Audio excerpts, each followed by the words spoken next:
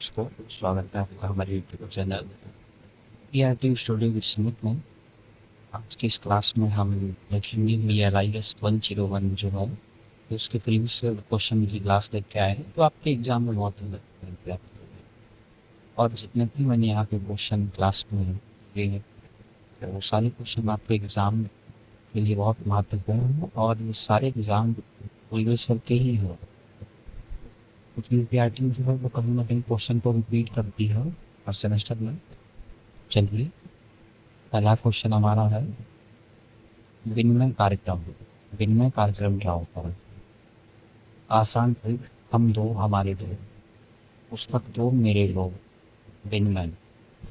विनिमय कार्यक्रम, विनिमय कार्यक्रम एक ऐसी सेवा है जिसके अंतर्गत दो या दो से अधिक पुस्तकालय आपस में अपनी पुस्तकें, पत्रिकाएं, समाचार पत्र और विषय जगत के लिए आदान प्रदान करते हैं। आपस में समझिए, विनिमय जो होता है वो जब दो लाइब्रेरी के बीच में कुछ पुस्तकें हो गए या न्यूज़पेपर हो गए, तो इनको आदान प्रदान किया जाए, इनका एक्सचेंज किया जाए, पर एक सीमित निश्चित समय अवधि के लिए अगर किया जाए वो विनिमय कहलाएगा।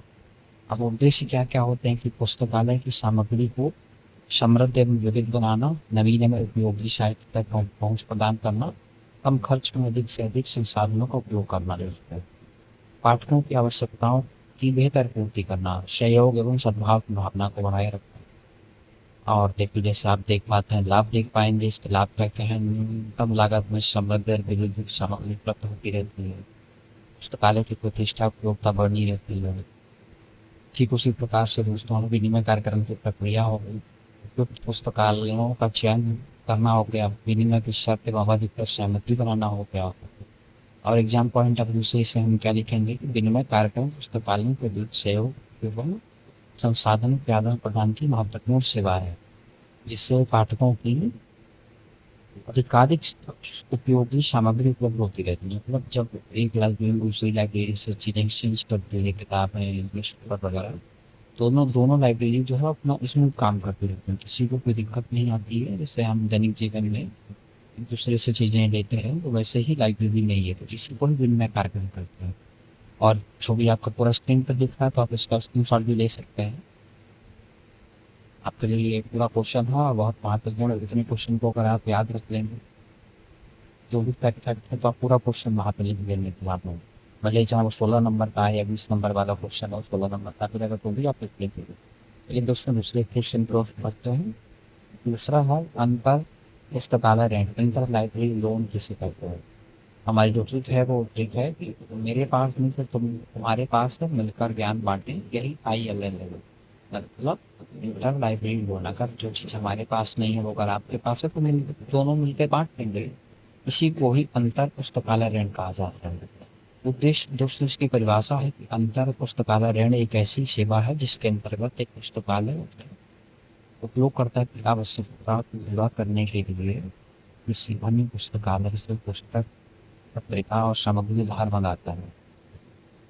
मतलब जब एक पुस्तकालय, जो एक लाइब्रेरी रहे, अगर वो अपने जो वहाँ उसके लोग पढ़ रहे हैं, उपयोग करता है, और अगर वो उनकी आवश्यकता को पूरा करने के लिए किसी जो दूसरी लाइब्रेरी रहे, अगर उससे वो कोई किताब हो गई या न्यूज़पेपर हो गया, इनको अगर मंगवाते हैं, तो इसी को ही अंतर पुस्तकालय ऋण कहते हैं, मतलब इंटर लाइब्रेरी लोन कहते हैं। ठीक है दोस्तों, इसके महत्व आप देख ही सकते हैं आपकी स्क्रीन पे जो भी है। सीमाएं क्या क्या हैं कि सभी पुस्तकालय सेवा में भाग नहीं लेते हैं, समय पर सामग्री प्राप्त न होना। और ऋण कौन कौन से हैं दोस्तों? अंतर पुस्तकालय ऋण कौन कौन से हैं? उपहार द्वारा ऋण हो गया, और फोटो कॉपी डॉक्यूमेंट डिलीवरी हो गया, डिजिटल डिजिटल ऋण हो गया। एग्जाम पॉइंट ऑफ व्यू से क्या लिखना है आपको कि अंतर पुस्तकालय ऋण सेवा समिति संसाधनों वाले पुस्तकालयों को सहयोग के माध्यम से अपने उपयोगकर्ताओं को की सूचना आवश्यकताओं को पूरा करने में सक्षम बनाती है। मतलब जब एक लाइब्रेरी दूसरी लाइब्रेरी से अपने जो उसके उपयोगकर्ता रहते हैं, जो कस्टमर रहते हैं, उनकी जरूरतें पूरा करने के लिए जब एक लाइब्रेरी दूसरी लाइब्रेरी से लोन लेती है, तो इसी को ही अंतर पुस्तकालय ऋण कहा जाता है दोस्तों। बाकी आप स्क्रीन पे ही क्वेश्चन दिख रहा है, आप इसका स्क्रीनशॉट ले सकते हैं। हम टेलीग्राम पे इसको इसका PDF डाल देंगे, तो वहाँ से आप इसको नोट कर लीजिए। चलते हैं दोस्तों अगले क्वेश्चन पे। पुस्तकालय विस्तार कार्य क्या होता है? लाइब्रेरी एक्सटेंशन वर्क किसे कहते हैं। आसान तरीका है कि पुस्तकालय की सेवा घर घर पहुंचाना मतलब पुस्तकालय विस्तार कार्य शुरू करना। पुस्तकालय की जो सेवा है उसे घर घर पहुंचाना। परिभाषा क्या है दोस्तों? पुस्तकालय विस्तार जो कार्य है उन सेवाओं और गतिविधियों को करते हैं जिनके द्वारा पुस्तकालय अपनी सेवाओं को अपने पुस्तकालय भवन की चार दीवारी से बाहर ले जाकर अधिक लोगों तक पहुंचाता है। मतलब जो लाइब्रेरी रहती है तो लाइब्रेरी के बाहर जो भी लाइब्रेरी अपनी चीज़ों को बढ़ाती है तो इसी को भी पुस्तकालय विस्तार कार्य कहते हैं। और इसका उद्देश्य जो उसको होता है वो होता है कि समुदाय के सभी वर्गों को इसका लाभ मिल सके। वहाँ तो आप देख भी सकते हैं सामने की पुस्तकालय सेवाएं जो है वो समाज के अंतिम व्यक्ति तक पहुँचाती हैं। पठन पाठन की आदत का विकसित होना होता है। इससे जो है साक्षरता और शिक्षा के स्तर में वृद्धि होती है दोस्तों। उद्देश्य इसके क्या क्या हो सकते हैं कि दोस्तों अधिक से अधिक लोगों तक पुस्तकालय सेवाओं का लाभ प्रसार करना। जो सेवाएं उनका प्रसार होता रहती है अधिक से अधिक लोगों के बीच में। अध्ययन शिक्षा संस्कृति और की आवश्यकताओं की पूर्ति होती रहे दोस्तों। और पुस्तकालय के उपयोगकर्ताओं की संख्या में वृद्धि करना होती है। उदाहरण क्या है दोस्तों कि पुस्तकालय वाहन द्वारा गांव-गांव पुस्तक सेवा पहुंचाना। मतलब जब गांव-गांव में पुस्तकें हैं वो पुस्तकालय लाइब्रेरी के वाहनों से पुस्तकें भेजी जाएँ। जो दूर के गाँव हैं तो उनमें जो दूरस्थ क्षेत्रों में पुस्तक कियोस्क की स्थापना की जाए। और जो गाँव रहते हैं उनमें पठन क्लब का गठन किया जाए। ठीक है दोस्तों? पुस्तकालय विस्तार की विधियाँ तो आपको पता ही है कि चल पुस्तकालय सेवा हो गया, पुस्तक प्रदर्शनी और पुस्तक मेले हो गए, पुस्तकालय मार्गदर्शन एवं प्रशिक्षण कार्यक्रम हो गया दोस्तों। एग्जाम पॉइंट ऑफ व्यू से जो हमारा है तो यह पुस्तकालय विस्तार कार्य का मुख्य उद्देश्य पुस्तकालय की सेवाओं को समुदाय के अधिक लोगों तक पहुँचाना है ताकि समाज का सर्वांगीण विकास हो सके। मतलब पुस्तकों कहने का मतलब इसका यही है पुस्तकालय जो भी रहे पुस्तकालय का मुख्य उद्देश्य होना चाहिए कि पुस्तकालय के बाहर जो दूरस्थ लोग रहते हैं उन तक भी पुस्तकालय का लाभ पहुँचाया जाए। बस यही पुस्तकालय विस्तार कार्य। बाकी पूरा क्वेश्चन आपकी स्क्रीन पे आप स्क्रीनशॉट ले सकते हैं इसका। ये क्वेश्चन है दोस्तों बौद्धिक संपदा अधिकार किसे कहते हैं? तो उसका है कि रचना का सम्मान नवाचार की पहचान इसी को भी कहते हैं बौद्धिक संपदा अधिकार। परिभाषा क्या है कि बौद्धिक संपदा अधिकार उन अधिकारों को कहा जाता है जो मनुष्य की बौद्धिक व सृजनात्मक कृतियों और आविष्कारों पर उसे प्राप्त होते हैं। इस कानून द्वारा संरक्षित विशेष अधिकार होते हैं जो रचनाकार आविष्कारक को उसकी रचना या अधिकार आविष्कार के उपयोग पर शोषण पर नियंत्रण प्रदान करते हैं नियंत्रण प्रदान करेंगे।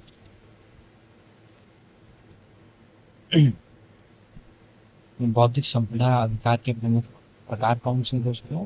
जैसे कि किसी की कोई प्रॉपर्टी रहे डिजिटल प्रॉपर्टी जो भी रहे जैसे कि आपका कोई कॉपीराइट हो गया पेटेंट हो गया ट्रेडमार्क हो गया और जो भी का विकल्प हो गया भौगोलिक संकेत हो गया। कॉपीराइट मतलब आपने कोई गाना आपने कोई सॉफ्टवेयर बनाया गाना बनाया आपने कोई संगीत हो गया कोई कला आपने दिखाई इस पे आपका कॉपीराइट होना चाहिए। पेटेंट हो गया कि कोई आपने आविष्कार किया आपने वन बनाया कुछ भी बनाया तो आप अपना पेटेंट करा सकते हैं। ट्रेडमार्क हो गया जैसे आपको कोई लोगो है चिन्ह है ब्रांड है तो उसको आप अपना ट्रेडमार्क करा सकते हैं। तो यही जो है आपका बौद्धिक संपदा अधिकार है। ठीक है दोस्तों इसके महत्व क्या क्या है कि महत्व जो है रचनाकार आविष्कारक को उनके कार्य का उचित प्रभाव मिल जाता है। उदाहरण है कि दोस्तों किसी लेखक की पुस्तक पर कॉपीराइट हो गया किसी वैज्ञानिक ने नए आविष्कार पर पेटेंट हो गया किसी कंपनी के लोगों पर ट्रेडमार्क हो गया दोस्तों। उद्देश्य क्या है कि इससे बौद्धिक संपत्तियों एवं उपयोगों की सुरक्षा होती रहती है और नवाचार एवं सृजनात्मक कार्यों को बढ़ावा देना होता है दोस्तों। निष्कर्ष आपका हो गया कि बौद्धिक संपदा अधिकार नवाचार एवं रचनात्मक की रक्षा करते हैं तथा ज्ञान आधारित समाज एवं अर्थव्यवस्था के निर्माण में महत्वपूर्ण भूमिका निभाते हैं दोस्तों। जब जो भी आपकी चीज़ें रहेंगी बौद्धिक संपदा अधिकार रहेगा तो उससे लोगों को क्या होंगे रचना का सम्मान भी होता रहेगा और दोस्तों नवाचार की पहचान भी बनी रहेगी तो आविष्कार होते रहेंगे। चलते हैं दोस्तों अगले क्वेश्चन की तरफ हम लोग। IAS ILC international association of school librarians and information centre आसान ट्रिक तो international association plus school library information centre परिचय बिजनेस का हो गया। आईएएस एलआईसी का पूरा रूप आपने देख लिया है। यह विद्यालय और पुस्तकालयों एवं सूचना केंद्रों के विकास हेतु अंतर्राष्ट्रीय संगठन है दोस्तों ये जो है आईएएस आईएलसी जो है दोस्तों ये अंतर्राष्ट्रीय संगठन है। ये मुख्य रूप से जो है लाइब्रेरी के लिए ही कार्य करता है। वर्ल्ड वाइड जो है लाइब्रेरी के लिए लाइब्रेरी के जो संरक्षण हेतु ही कार्य करता है। इसकी दोस्तों स्थापना जो हुई थी वो 1991 में हुई थी और इसका मुख्यालय जो है वो दोस्तों द हेग नीदरलैंड में है। उद्देश्य दोस्तों इसके हो गए विश्व के विद्यालय पुस्तकालय में सूचना केंद्रों के विकास को बढ़ावा देना हो गया। विद्यालय पुस्तकालयों के मानकों को ऊंचा उठाना और एवं उनके महत्व को उठाना हो गया दोस्तों। विद्यालय जो है पुस्तकालय को शैक्षिक कार्यक्रम का अभिन्न बनाना। इससे मुख्य कार्य इसके हो गए कि दुनिया भर के विद्यालय पुस्तकालयों के लिए अंतर्राष्ट्रीय मंच प्रदान करना हो गया आपका। सम्मेलन सेमिनार एवं कार्यशालाओं का आयोजन करना हो गया। प्रकाशन शोध एवं सर्वेक्षण के माध्यम से ज्ञान का प्रसार करना दोस्तों हो गया। यही सारी चीजें इसके मुख्य कार्य हैं। सदस्य कौन कौन से हो सकते हैं इसके दोस्तों? सदस्य जो है व्यक्तिगत और संस्थागत दोनों प्रकार से हो सकते हैं। और जो है यह संगठन यूनेस्को और इकला के इसके साथ सहयोग करता है। बात तो दोस्तों हो गया कि विश्वविद्यालय पुस्तकालयों के वैश्विक विकास में सहयोग करता है। विद्यालय जो हो गया दोस्तों पुस्तकालय की सेवाओं की गुणवत्ता एवं मानकों को बेहतर बनाता है। निष्कर्ष हो गया विद्यालय जो हो गया ये जो विद्यालय पुस्तकालयों के विकास मानवीकरण और अंतर्राष्ट्रीय सहयोग को प्रोत्साहित कर रहा है और इसी से दोस्तों सुधार होते रहते हैं। लाइक अगले क्वेश्चन पे चलते हैं दोस्तों। अभी अच्छे पुस्तकालय के गुणों का वर्णन कीजिए। अगला क्वेश्चन है ये बहुत महत्वपूर्ण क्वेश्चन है। एग्जाम में आया हुआ क्वेश्चन है ये। अच्छा पुस्तकालय क्या होता है? जहाँ पे ज्ञान सुविधा और व्यवस्था तीनों हो वही तो दोस्तों अच्छा पुस्तकालय हो गया। और उसके गुण कौन कौन से हो सकते हैं? अच्छे पुस्तकालय के गुण क्या क्या होते हैं कि पर्याप्त एवं उपयोगी पुस्तक का भंडार हो वहाँ पे दोस्तों। पुस्तकों की उचित व्यवस्था होनी चाहिए। जो भी आपके अध्यक्ष रहे वहाँ पे वो सहयोगी और योग्य होने चाहिए दोस्तों। पुस्तकों की खोज में आसानी हो मतलब पुस्तकों को जो है वो कैटलॉग व्यवस्थित तरीके से वर्गीकरण अच्छे तरीके से ताकि आसानी से पुस्तकें मिल सके। शांत एवं स्वच्छ अध्ययन वातावरण होना चाहिए दोस्तों। बहुत शोर शराबा नहीं एकदम हल्की आवाज और एकदम शांत वातावरण होना चाहिए जिससे किसी को पढ़ने में दिक्कत ना हो। पढ़ने के लिए शांत वातावरण होना चाहिए और आधुनिक तकनीकी सुविधाएं होनी चाहिए जैसे कंप्यूटर हो गया प्रिंटर हो गया और स्कैनर हो गया। तो अगर किसी की जरूरत पड़े तो इंसान वो चीज़ अपनी यूज कर सके। डिजिटल इंटरनेट सुविधा होनी चाहिए कि अगर किसी को कुछ इंटरनेट पे देखना है तो वहाँ से वो डेटा निकाल सके। ई पुस्तकें जो आपका ई पुस्तकें हो गई ऑनलाइन डेटाबेस अगर कुछ हो गया इंटरनेट अगर उसको उपयोग करना है तो इसकी भी सुविधा होनी चाहिए। और पाठकों के लिए अच्छी सेवाएं होनी चाहिए जैसे कि बहुत तेजी से आप किसी को मतलब जो है बुक अलॉट कर दो। बुक जो है आपका रिटर्न सेवा भी बहुत अच्छी होनी चाहिए। सूचना सेवा मिलती रहनी चाहिए कि अगर लाइब्रेरी में छुट्टी है किसी कारणवश कोई गवर्नमेंट की तरफ से अवकाश है तो उसकी भी सूचना प्रॉपर तरीके से मिलनी चाहिए। और बच्चों का समय समय पर मार्गदर्शन भी किया जाना चाहिए। एग्जाम पॉइंट ऑफ व्यू से देखते हैं। अच्छा पुस्तकालय वह है जो पाठकों को सही समय पर सही जानकारी सही सुविधाएं प्रदान करता है। और बस इसमें में निष्कर्ष लिखना है कि एक अच्छा पुस्तकालय ज्ञान का प्रभावी केंद्र होता है। ये अध्ययन शोध एवं समाज के विकास में महत्वपूर्ण भूमिका निभाता है दोस्तों। इसी के साथ ही हम आगे बढ़ते हैं दोस्तों। अगला हमारा है कि पुस्तकालय सूचीकरण की आवश्यकता का वर्णन कीजिए। आसान टिप आसान जो हमारी एक टिप रहेगी सही पुस्तक सही समय पर इसी को सूचीकरण करें। दोस्तों मुख्य बिंदु इसके हम मुख्य बिंदु ये इस प्रकार से रहेंगे कि पुस्तकों की पहचान आसान होती है। अगर एक विशिष्ट तरीके के कैटलॉग रहेगा जो भी लाइब्रेरी में अध्यक्ष रहेगा वो कैटलॉग में रखता है पुस्तकों को तो आप सही तरीके से पुस्तकों को वहाँ से निकाल पाएंगे वहीं पे रख पाएंगे। और दूसरा दोस्तों की पुस्तकालय सामग्री व्यवस्थित रहती है मतलब पुस्तकालयों में जब प्रॉपर कैटलॉग बना रहेगा तो कोई भी अगर निकालेगा बुक को वहीं पे वो रख देगा और आवश्यक पुस्तक जल्दी खो जा सकती है। अगर कैटलॉग प्रॉपर तरीके से दोस्तों नहीं होगा व्यवस्थित भी नहीं होगा तो पुस्तक जो है वो हो सकती है इधर की उधर हो सकती है लाइब्रेरी में। और तीसरा क्या होगा कि जब आपका बेहतर तरीके से कैटलॉग बना रहेगा दोस्तों उस समय और श्रम दोनों की बचत होगी, बार-बार आपको जाके नहीं देखना पड़ेगा। टाइम भी जिसको भी चाहिए रहेगा, समय भी कम लगेगा और मेहनत भी नहीं करनी पड़ेगी। और इसी तरीके से क्या होगा कि जब पाठकों को सही जानकारी प्राप्त होती रहेगी, जब हमें पता रहेगा कि हमारा जो बुक है वो रियलाइज़ 101 का बुक है, कैटलॉग 1 में रखा है, तो हम हमेशा कैटलॉग 1 को ही देखेंगे, ना कि हम कैटलॉग किसी में जाके लिस्ट देखेंगे। और डिजिटल पुस्तकालय प्रबंधन में सहायता मिलती है कि अगर जैसे कि आपने कैटलॉग ए में 101 में आप उसे कैटलॉग 3 में रखा, तो आप कंप्यूटर पे उसे फीड कर सकते हैं, तो आपको कभी बार-बार जाके चेक नहीं करना पड़ेगा। आप उसे कंप्यूटर की मदद से, प्रिंटर की मदद से प्रिंट निकाल के चिपका सकते हैं कि ये जो 101 की बुक है वो कैटलॉग 3 में रखी है। तो इससे क्या होगा कि डिजिटल प्रबंधन भी लाइब्रेरी में बहुत मदद करता है हमारी। एग्ज़ाम पॉइंट ऑफ व्यू से देखेंगे दोस्तों, सूचीकरण पुस्तकालय की सामग्री को व्यवस्थित एवं खोजने योग्य बना देता है। कोई जब व्यवस्थित ढंग से सूचीबद्ध रहेगी तो हमको बहुत आसानी रहेगी उस बुक को ढूँढने में दोस्तों। निष्कर्ष हो गया दोस्तों कि सूचीकरण पुस्तकालय का महत्वपूर्ण कार्य है। इसके द्वारा पुस्तकालय सामग्री का सही संगठन और उपयोग संभव होगा। दोस्तों, जो सूचीकरण रहेगा, जो आपका बोलते हैं कि लाइब्रेरी मेंटेन रहेगी, तो क्या होगा, किसी को दिक्कत नहीं होगी और समय और श्रम की भी बहुत बचत होगी। आपको सही जानकारी भी रहेगी, पाठक और जो अध्यक्ष रहेगा उन दोनों को जानकारी मिलेगी। इसी लिए जो है दोस्तों सूचीकरण की बहुत आवश्यकता है पुस्तकालय में। इसी के साथ ही दोस्तों, ये बहुत महत्वपूर्ण क्वेश्चन है, एग्जाम ओरिएंटेड है और एग्जाम में आया हुआ है क्वेश्चन। चलिए दोस्तों आखिरी क्वेश्चन पे चलते हैं। अगला क्वेश्चन है दोस्तों कि भारतीय पुस्तकालय अधिनियम क्या है? भारत में पुस्तकालय अधिनियमों की व्याख्या।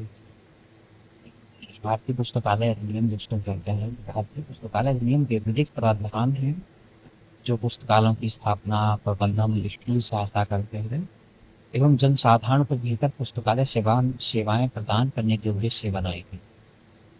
तब दोस्तों कहने का ये मतलब है कि जो पुस्तकालयों की स्थापना, वित्तीय सहायता दी गई, अधिनियम जो भारत सरकार के द्वारा अधिनियम बनाए गए, तो उनमें वित्तीय सहायता और एक अच्छा प्रबंधन और इनसे जनमानस उन तक बेहतर लाइब्रेरी की सुविधा पहुंचे, इसी के लिए भारतीय पुस्तकालय अधिनियम की स्थापना हुई।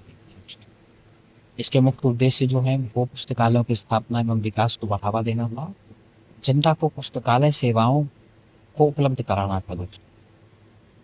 इसके दोस्तों पुस्तकालय अधिनियम का विकास क्रम क्या था? 1850 में पहला पुस्तकालय अधिनियम आया, 1890 में संशोधन हुआ दोस्तों, 1930 में हुआ, 1948 में हुआ, 1950 में और 2011 में हुआ। जैसे कि आप स्क्रीन पे देख सकते हैं, इस क्वेश्चन का आप स्क्रीनशॉट ले सकते हैं, बहुत बड़ा क्वेश्चन है, तो आप इसे डिटेल में अच्छे से देख लेंगे। जहाँ भी दिक्कत है तो आप कमेंट कर दीजिए। निष्कर्ष में दोस्तों हम लिखेंगे कि भारतीय पुस्तकालय अधिनियमों ने समय समय पर पुस्तकालयों को विधिक आधार प्रदान किया है। इनका मुख्य उद्देश्य जनता को ज्ञान, सूचना और शिक्षा की समान उपलब्धता सुनिश्चित करना तथा पुस्तकालयों को आधुनिक, प्रभावी और जनोन्मुखी बनाना होता है। दोस्तों ये अधिनियम इसलिए लेके आए गए थे क्योंकि इनकी जो है वो तो मुख्य उद्देश्य था वो जनता को ज्ञान और सूचना प्रदान करना था और शिक्षा की समान उपलब्धता भी दिखाना हुआ था, तो इसीलिए ये जो अधिनियम थे वो लाए गए थे। और इस क्वेश्चन का आप स्क्रीनशॉट लेके रख सकते हैं या टेलीग्राम पे मैं इसको डाल दूंगा, आप वहाँ से टेलीग्राम पे जाके इसे डाउनलोड कर सकते हैं फाइल को। चलिए दोस्तों अगले क्वेश्चन पे चलते हैं हम। अगला क्वेश्चन है कि पुस्तकालय विज्ञान के पंचम नियम का सार्वजनिक पुस्तकालय के संदर्भ में व्याख्या कीजिए। तो दोस्तों ये इसका पंचम नियम जो है वो है कि हर पाठक को उसकी पसंद की पुस्तक मिले। यही है बस पंचम नियम, आपको उतना ही याद रखना है के माध्यम से कि हर पाठक जो भी पढ़ने वाला रहे उसको उसकी पुस्तक मिले। ऐसा नहीं कि उसका फिजिक्स पढ़ने का मन आप उसको केमिस्ट्री की बुक ले रहे हो, तो चीज़ है। दोस्तों पंचम नियम पहुंचते हैं कि पुस्तकालय एक बढ़ती हुई जीवी संस्था है। पुस्तकालय का जो पांचवा नियम है वो यही है कि पुस्तकालय एक बढ़ती हुई जीवी संस्था है क्योंकि हर दिन ये वृद्धि कर रही है। और नियम का अर्थ क्या क्या हो गया दोस्तों? पुस्तकालय स्थिर नहीं होता है तथा समाज की बढ़ती आवश्यकताओं, ज्ञान के विस्तार एवं नवीन तकनीक के साथ निरंतर विकसित होता रहता है। मतलब कहने का ये अर्थ है कि दोस्तों पुस्तकालय कभी भी स्थिर नहीं होता है, समय समय पर अपने ज्ञान को बढ़ाता रहता है, किताबें बढ़ती रहती हैं, लोग जो है वो पढ़ने वाले आते रहते हैं। तो इसी हिसाब से जो भी सेवाएं रहें, पुस्तकें रहें, तो उनकी कार्यप्रणाली अब बदलती रहती हैं, बस स्थिर नहीं होता है कि डेली आपका लाइब्रेरी है या जो भी सर्विस एक बार मिल गई वो जीवन पर्यंत रहेंगी और समय समय पर उन पे वृद्धि होती रहेगी। और सार्वजनिक पुस्तकालय के संदर्भ में व्याख्या दोस्तों आप देख सकते हैं अपने हिसाब से। सार्वजनिक पुस्तकालय में पंचम नियम का महत्व क्या क्या है कि समाज की बदलती आवश्यकताओं की पूर्ति संभव होती है। पुस्तकालय की प्रासंगिकता एवं उपयोगिता बनी रहती है दोस्तों। ज्ञान के विस्तार एवं प्रसार में सहयोग मिलता है। नवीन तकनीक एवं सेवाओं के समावेश से कार्यकुशलता बढ़ती रहती है। एग्जाम पॉइंट ऑफ व्यू से हम देखेंगे पुस्तकालय विज्ञान का पंचम नियम। पुस्तकालय एक बढ़ती हुई जीवी संस्था है दोस्तों। सार्वजनिक पुस्तकालय पर पूर्णतः लागू होता है। ये जो है पांचवा नियम कहता है कि पुस्तकालय एक बढ़ती हुई जीवी संस्था है, मतलब उसमें हमेशा वृद्धि होती रहेगी उसकी सेवाओं में या उसकी किताबों में। तो यही पंचम नियम है। पंचम नियम हमें यही सिखाता है कि पुस्तकालय जो है वो हमेशा गतिशील बना रहता है, मतलब इसमें हमेशा वृद्धि बनी रहती है। चलिए दोस्तों अगले क्वेश्चन पे चलते हैं हम लोग। अगला क्वेश्चन है कि आधुनिक समय में पुस्तकालय अध्यक्षता की चुनौतियां क्या क्या हैं। दोस्तों बदलता समय और बढ़ती अपेक्षाएं, जैसे जैसे समय बदलता है लोगों की अपेक्षाएं आपसे बढ़ जाती है। इसके हम दोस्तों मुख्य बिंदु याद रखेंगे। तकनीकी परिवर्तन। देखिए दोस्तों पहले किताबों पे दुनिया थी, अभी जो है वो डिजिटल तकनीक आ गई है। सारी ई बुक हो गई हैं, सारी वेबसाइट पे सारा डेटा सारा कंटेंट मिल जा रहा है आपका। और डिजिटल तकनीक आ गई हैं, ऑनलाइन संसाधन आ गए हैं, स्वचालन के कारण आ गए हैं। तो ये तकनीक परिवर्तन हो गया, तो इससे भी चुनौतियाँ आ रही हैं। डिजिटल संसाधनों का विकास हो गया दोस्तों, अब ई पुस्तकें हो गई, डेटाबेस हो गया। तो ये क्या है कि ये भी कठिन होता जा रहा है। उपयोगकर्ताओं की अपेक्षाएं होती हैं कि अभी क्या है कि हम सभी को चाहिए रहता है कि 24/7 हमें सारी सुविधाएं मिलती रहे। तो ये भी बड़ी चुनौती है। और सीमित वित्तीय संसाधन है दोस्तों। पुस्तकालय के बजट में कमी आ रही है, धीरे धीरे कमी करती जा रही है सरकारें जो है वो पुस्तकालय के बजट में कमी करती हैं, जिससे भी एक इसके जो भी ज़रूरत रहे पुस्तकालय की तो उनको पूरा कर पाना बहुत मुश्किल हो, बहुत बड़ी चुनौती बनती जा रही है। वित्तीय संसाधन है कि पुस्तकालय के में आप पुस्तकालय के बजट में अगर आप कमी करेंगे तो उसका खामियाजा कहीं ना कहीं लाइब्रेरी पे भुगतना पड़ेगा आपको। और प्रतिस्पर्धा और सहयोग आ गया है कि इंटरनेट की दुनिया है दोस्तों, तो यहाँ पे कंपटीशन बहुत है, तो आपको कहीं ना कहीं अपग्रेड होते रहना पड़ेगा समय के साथ में। और अगर आप ऐसा नहीं करेंगे तो आप बहुत पीछे हो जाएंगे। एग्जाम पॉइंट ऑफ व्यू से हम देखेंगे कि आधुनिक समय में पुस्तकालय अध्यक्षता की तकनीकी ज्ञान होना चाहिए, कौशल संचार क्षमता हो गया। तो अगर जो भी जिनको भी तकनीकी ज्ञान नहीं रहेगा, जो वहाँ पे अध्यक्ष रहेगा लाइब्रेरियन रहेगा, अगर उससे तकनीकी ज्ञान नहीं रहेगा, उसे प्रबंधन नहीं करना आता कौन बुक कहाँ पे रखनी है, या संचार क्षमता में वो उतना अग्रणी नहीं होगा, तो उससे चुनौती का सामना करना पड़ेगा दोस्तों। तो चलते हैं दोस्तों अगले क्वेश्चन की ओर। अगला क्वेश्चन है हमारा उत्तर प्रदेश जन पुस्तकालय अधिनियम। भारत सरकार के बाद में दोस्तों उत्तर प्रदेश में भी जन पुस्तकालय अधिनियम बनाया गया। जन पुस्तकालय नियम अधिनियम मतलब जनता के लिए, जनता द्वारा जनता का पुस्तकालय, इसी को ही जन पुस्तकालय कहते हैं। अधिनियम का जो नाम तो पता ही, उत्तर प्रदेश जन पुस्तकालय अधिनियम 1964 दोस्तों जो लागू हुआ था वो 23 अप्रैल 1964 में लागू हुआ था। और इसका उद्देश्य जो था वही था कि राज्य में सार्वजनिक पुस्तकालयों की स्थापना और विकास हो ताकि आम जनमानस को उसका लाभ मिल सके। और वित्तीय सहायता जो है वो राज्य सरकार अनुदान करती है दोस्तों इसका। जैसे जैसे जरूरत पड़ती रहती है तो राज्य सरकार समय समय पे बन जो बजट है उसे एलोकेट करती रहती है। महत्व तो क्या है दोस्तों की यह अधिनियम राज्य को पुस्तकालय आंदोलन को संगठित करता है, मतलब जब से ये अधिनियम आया तब से पुस्तकालय संगठित हैं और उनको किसी भी प्रकार की दिक्कत होती है तो अपने मुद्दे को बहुत अच्छे तरीके से उठाते हैं। एग्जाम पॉइंट ऑफ व्यू से देखेंगे दोस्तों तो उत्तर प्रदेश जन पुस्तकालय अधिनियम 1964 सार्वजनिक पुस्तकालयों की स्थापना, विकास, नियमन एवं प्रबंधन के लिए बनाया गया था ताकि किसी जो भी लाइब्रेरी है वो सुचारू रूप से अपने काम करते रहे, उन्हें जनता की जो सेवा करने का पर्याप्त मौका मिलता रहे, सूचना एवं सुविधाओं को सुलभ सुलभ तरीके से जनता को प्राप्त होती रहे। इसीलिए उत्तर प्रदेश में जन पुस्तकालय अधिनियम को लाया गया। दोस्तों आप इसका शॉर्ट में ले सकते हैं। इस क्वेश्चन का बहुत इंपॉर्टेंट क्वेश्चन है, एग्जाम ओरिएंटेड है, एग्जाम कहीं ना कहीं आया हुआ। और पीआरटी जो है वो हर क्वेश्चन को मोस्टली रिपीट करती रहती है, तो इसके एग्ज़ाम में आने की प्रबल संभावना है। अगले क्वेश्चन पे चलते हैं दोस्तों। अगला क्वेश्चन है कि इफ्ला पर टिप्पणी कीजिए। इंटरनेशनल लाइब्रेरी ऑर्गेनाइजेशन, इसका पूरा नाम है International Federation of Library Association and Institution, IFLA बोलते हैं इसको। स्थापना दोस्तों जो है 1927 में हुई थी और मुख्यालय इसका भी द हेग नीदरलैंड में है। और ये भी दोस्तों है, ये विश्व स्तर पे पुस्तकालयों की सुरक्षा सुरक्षा करना है इसका। और उद्देश्य क्या है कि दोस्तों पुस्तकालय में सूचना सेवाओं का विकास, सहयोग और मानकों को बढ़ावा देना है। और आप देख ही सकते हैं, इसके कार्य देख सकते हैं, प्रमुख गतिविधियां देख सकते हैं कि सम्मेलन करता है, प्रकाशनों को प्रशिक्षण कार्यक्रम दिलाता है, दिशा निर्देश देता रहता है समय समय पे। और दोस्तों महत्व देख लेंगे कि इफ्ला पुस्तकालय जगत की प्रमुख अंतर्राष्ट्रीय संस्था है जो वैश्विक स्तर पर पुस्तकालयों के विकास के लिए कार्य करता है। इफ्ला जो है विश्व स्तर पर पुस्तकालयों के विकास एवं सूचना सेवाओं का विकास, सहयोग और मानकों के निर्माण का आदान प्रदान करने की प्रमुख अंतर्राष्ट्रीय संस्था है दोस्तों।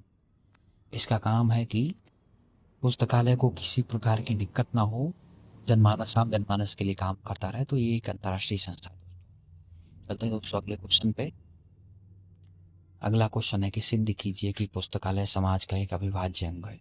इसको हमें सिद्ध करना है, तो ज्ञान का घर, समाज का आधार बराबर पुस्तकालय। ज्ञान का भंडार, पुस्तकालय जो होता है वो ज्ञान का भंडार होता है। पुस्तकालय में बहुत सारी बुक होती हैं और वहाँ पे हर बुक हर तरीके की होती है, तो जिससे सूचना और विचारों का भंडार होता है। और जो समाज के विकास में जो समाज है उसके बौद्धिक विकास में बहुत सहायक होता है। और सभी के लिए ये जो पुस्तकें हैं, वो पुस्तकालय है, वो सभी के लिए उपयोगी होता है, चाहे बच्चे जाएं, बुजुर्ग जाएं, बड़े जाएं, शिक्षक या शोधकर्ता जाएं। पुस्तकालय जो है दोस्तों सभी के लिए बहुत उपयोगी होता है। शिक्षा का प्रसार हो गया कि पुस्तकालय शिक्षा के प्रसार का महत्वपूर्ण संसाधन है। पुस्तकालय दोस्तों क्या होते हैं कि शिक्षा को बढ़ावा देते हैं और इनके बिना शिक्षा की परिकल्पना करना बहुत मुश्किल है। लोकतंत्र की दोस्तों नींव भी पड़ती है कि पुस्तकालय लोगों को सही जानकारी देकर आपको सजग नागरिक बना देता है।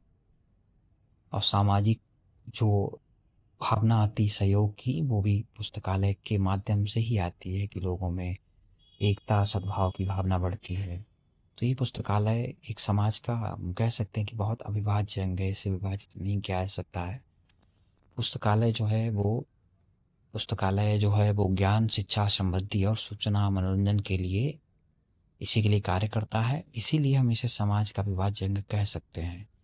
इसके बिना समाज अधूरा है एवं मानव का विकास असंभव है, संभव ही नहीं है।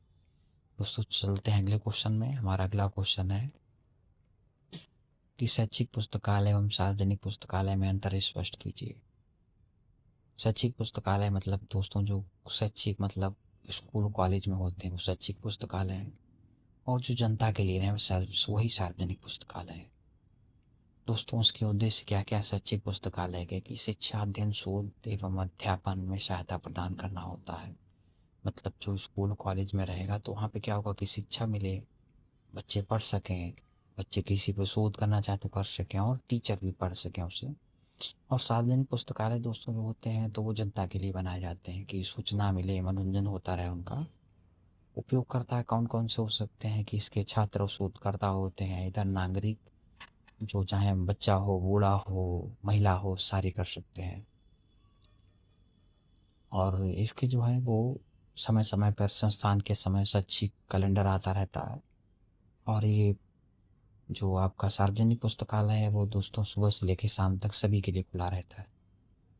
एग्जाम पॉइंट ऑफ व्यू से हम दोस्तों देखेंगे कि शैक्षिक पुस्तकालय मुख्यतः छात्रों और शिक्षकों के लिए होता है, जबकि दोस्तों सार्वजनिक पुस्तकालय जो होता है वो आम जनता के लिए होता है, चाहे उसमें बच्चे हों, बूढ़े हों, महिलाएं हों, तो इन लोगों के लिए। तो दोनों ही पुस्तकालय जो है समाज में बहुत महत्वपूर्ण, समाज की दृष्टि से, और इनका सामाजिक तौर पर बहुत बड़ा योगदान है। चलते हैं दोस्तों अगले क्वेश्चन की ओर। अगला क्वेश्चन हमारा है कि पुस्तकालय विज्ञान में वर्गीकरण की क्या आवश्यकता है, व्याख्या कीजिए। पुस्तकालय विज्ञान में वर्गीकरण की क्या अवस्था है। अब इसमें दोस्तों हो गया कि वर्गीकरण मतलब किताबों को सही पता दे देना। मतलब किताबों को जो भी आपका लाइब्रेरी का अध्यक्ष रहे, अगर वो किताबों को सही जगह रख देता है और जिसको अगर मुझे किताब चाहिए तो हम सही जगह से उसे ले पा रहे हैं, तो यही वर्गीकरण है दोस्तों। पुस्तक की खोज में सुविधा होती रहेगी, बहुत ज़्यादा आपको खोजना ना पड़े, आपका समय भी बचत होगी। आपको अगर पता है कि आपका 3 नंबर रैक में है तो 3 नंबर से जाके आप उठा लेंगे। और इससे क्या होगा कि वर्गीकरण से ज्ञान का संगठन बनता चला जाएगा और पुस्तकालय के प्रबंधन में सहायता भी मिलेगी, क्योंकि बहुत ज़्यादा लोगों को लगाने, जब किताबें व्यवस्थित होंगी तो बहुत ज़्यादा लोगों को लगाना भी नहीं पड़ेगा। एग्जाम पॉइंट ऑफ व्यू से आपको याद रखना है कि पुस्तकालय जो है वर्गीकरण विज्ञान की एक महत्वपूर्ण प्रक्रिया है, जो पुस्तकों को विषयानुसार वर्गों में विभाजित कर उन्हें सुव्यवस्थित ढंग से उपयोग के लिए उपलब्ध कराती है। दोस्तों कहने का मतलब है कि जो वर्गीकरण है वैसा नहीं कि फिजिक्स की रैक में केमिस्ट्री की बुक रख दी है, सारी बुकें अलग अलग, ताकि इससे क्या होगा कि समय की भी बचत होगी, लोगों की बचत होगी, शोध कार्य भी अव्यवस्था मतलब सुव्यवस्था बनी रहेगी, व्यवस्था बनी रहेगी। चलते हैं दोस्तों अगले क्वेश्चन की ओर। अगला क्वेश्चन है कि विभिन्न प्रकार के शैक्षिक पुस्तकालय के कार्यों की व्याख्या कीजिए। विभिन्न, इसका ट्रिक है दोस्तों, कॉलेज हो गया, स्कूल हो गया, यूनिवर्सिटी और एजुकेशन लाइब्रेरी हो गई। मुख्य बिंदु दोस्तों हैं इसके पुस्तकालय, विद्यालय पुस्तकालय जो लाइब शैक्षिक में रहते हैं, मतलब जहाँ जो स्कूल और कॉलेज में, अभी मैंने बताया था आपको, जो पुस्तकालय रहे उनको शैक्षिक पुस्तकालय कहते हैं। विद्यालय पुस्तकालय में बच्चों क्या होगा कि बच्चों को पाठ्य सामग्री चाहिए रहेगी और पुस्तकें एवं अध्ययन सामग्री उपलब्ध करा देगा। महाविद्यालय पुस्तकालय दोस्तों क्या होगा कि जो आपका कॉलेज रहे तो उनमें भी बच्चों को किताबें उपलब्ध कराना। विश्वविद्यालय हो गया, जो आपके डिग्री कॉलेज होते हैं तो उनमें बच्चों को किताब, न्यूज़पेपर वगैरह प्रोवाइड कराना। तो ये हो गया। सेवाएं हो गई आपकी, करते क्या क्या हैं कि दोस्तों, जैसे किताबें हो गई, समाचार पत्र हो गए, कोई पत्रिका हो गई, तो इनका आदान प्रदान जो है। और पुस्तकालय, जो शैक्षिक पुस्तकालय जो हो गया, तो इनमें आधुनिक सेवाएं हो गई, मतलब आपको ऑनलाइन डेटाबेस दे रहे हैं, डिजिटल लाइब्रेरी दे रहे हैं, तो यही सब जो शैक्षिक पुस्तकालय के कार्य हैं दोस्तों। चलते हैं दोस्त अगले क्वेश्चन पे। पुस्तकालय विज्ञान के अध्ययन से आप क्या समझते हैं, व्याख्या कीजिए। मतलब जो ज्ञान का पुस्तकालय का जो ज्ञान का संगठन रहे और सेवा रहे, इसी को पुस्तकालय विज्ञान कहते हैं दोस्तों। पुस्तकालय विज्ञान ज्ञान, सूचना और प्रलेखन से संबंधित विज्ञान है दोस्तों। यह सूचना की संग्रह, संगठन, संरक्षण एवं प्रसार की विधियों का अध्ययन, पुस्तकालय की स्थापना, प्रबंधन एवं सेवाओं के संचालन की तकनीक का अध्ययन करता है। यह पारंपरिक एवं आधुनिक डिजिटल सेवाओं, संसाधनों पर उपयोग पर आधारित होता है दोस्तों, और पाठकों की आवश्यकता के अनुसार प्रभावी सूचना प्रदान करना इसका उद्देश्य होता है दोस्तों। और ये क्या है कि ये सूचना इस शिक्षा, शोध एवं समाज के विकास में महत्वपूर्ण भूमिका भी निभा देगा। और दोस्तों ये है कि पुस्तकालय विज्ञान की वह शाखा है जो सूचना के संग्रह, संगठन, संरक्षण एवं प्रसार तथा पुस्तकालय की स्थापना, प्रबंधन एवं सेवाओं के संचालन से संबंधित है। तो हमको ये याद रखना है दोस्तों। चलते हैं दोस्तों अगले क्वेश्चन की ओर। अगला क्वेश्चन है, भारतीय राष्ट्रीय का पुस्तकालय के इतिहास एवं विकास की व्याख्या कीजिए। तो ये दोस्तों है आपका भारतीय राष्ट्रीय, जो आपका मुख्य कार्य, सॉरी, भारतीय राष्ट्रीय पुस्तकालय जो है वो दोस्तों ये था आपका कलकत्ता में सबसे पहले भारतीय राष्ट्रीय पुस्तकालय बनाया गया। और ये दोस्तों ये पश्चिम बंगाल में है। इसकी स्थापना 1836 में हुई थी। प्रारंभ में इसका जो नाम था दोस्तों वो कलकत्ता पब्लिक लाइब्रेरी था। बाद में बदल के जो है 1948 में इसका नाम बदल के भारतीय राष्ट्रीय पुस्तकालय रख दिया गया। दोस्तों यह जो है वो शोध और अध्ययन के लिए, अध्ययन और संदर्भ के लिए कार्य करता है। और साथ ही जो दुर्लभ जो बुकें खत्म हो गई हैं या जो पांडुलिपियां थी, तो उनके संरक्षण के लिए भी बहुत महत्वपूर्ण है और उनके संरक्षण करता है ये। और दोस्तों कह सकते हैं कि ये देश की सांस्कृतिक एवं धरोहर का महत्वपूर्ण केंद्र है दोस्तों। एग्जाम पॉइंट ऑफ व्यू से है कि भारतीय राष्ट्रीय पुस्तकालय भारत का सबसे बड़ा पुस्तकालय है जो कोलकाता में स्थित है। तो आप अगर इतना भी लिख देंगे तो आपको एग्ज़ाम में एग्ज़ाम पॉइंट ऑफ व्यू लिखने पे भी आपका 1-2 नंबर कहीं नहीं गया। चलिए दोस्तों अगले क्वेश्चन पे चलते हैं। अगला क्वेश्चन है दोस्तों, क्या पुस्तकालय एक वर्धनशील प्रश्न है? उदाहरण से ही समझाइए। समय के साथ दोस्तों इसका मतलब है कि समय के साथ पुस्तकालय भी बढ़ता है। आसान ट्रिक के माध्यम से हम देख पाएंगे। बस हमें इतना याद रखना कि समय के साथ पुस्तकालय भी बढ़ता है। और पहला है कि पुस्तक मुख्य बिंदु में दोस्तों है कि पुस्तकालय निरंतर विकसित होता रहता है। मतलब पुस्तकालय निर्जीव नहीं है। इसमें समय के साथ साथ जो है पुस्तकालय में नई किताबें आती हैं, नई मैगजीन आती हैं, नई नई सुविधाएं होती, तो इसलिए हम कह सकते हैं कि पुस्तकालय निरंतर विकसित होता रहता है। दोस्तों पुस्तकालय में सामग्री में वृद्धि होती है, नई तकनीक बढ़ती है, पुस्तकालयों की संख्या बढ़ती है, डिजिटल सेवाएं विकसित होती हैं। तो डिजिटल सेवाएं हो गई, पाठकों की संख्या भी बढ़ती रहती है। जब दिन प्रतिदिन लोग आते हैं, नए नए नई तकनीकें आती हैं तो नए लोग आते हैं, नए लोग आते हैं तो फिर नई नई सुविधाएं बढ़ानी पड़ती हैं। इस हिसाब से हम कह सकते हैं कि पुस्तकालय एक वर्धनशील संस्था है, क्योंकि इसमें समय के साथ संग्रह सेवाओं और उपयोगकर्ताओं की वृद्धि होती रहती है। तो दोस्तों ये थे आपके सारे क्वेश्चन, अंतिम क्वेश्चन। और इसी के साथ ही इस क्लास को हम यहीं पे ख़त्म करते हैं। अगर आपको क्लास अच्छी लगी हो तो लाइक, सब्सक्राइब और हमारे चैनल को सब्सक्राइब करें, वीडियो को लाइक करें दोस्तों, और कमेंट में करें अगर आपको इसी टॉपिक पे या BLIS MLIS के टॉपिक पे आपको वीडियो चाहिए किसी भी सब्जेक्ट के ऊपर, तो आप मुझे कमेंट बॉक्स में पिन कर सकते हैं। हम जल्दी आपको लिए वो आपको वीडियो प्रोवाइड करवा देंगे। धन्यवाद।